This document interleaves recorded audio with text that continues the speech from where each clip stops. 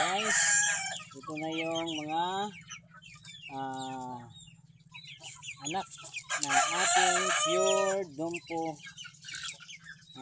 line.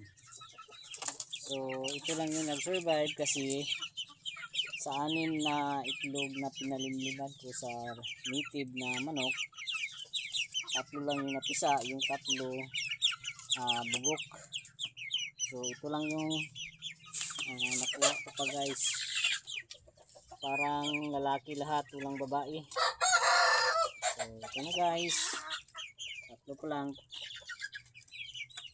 ang ating nakuha. Yan ang healthy nila guys. Ang lalaki ito ay 1 month old pa lang noong January 15. So ngayon 1 month and 3 days. Ito na sila kalaki.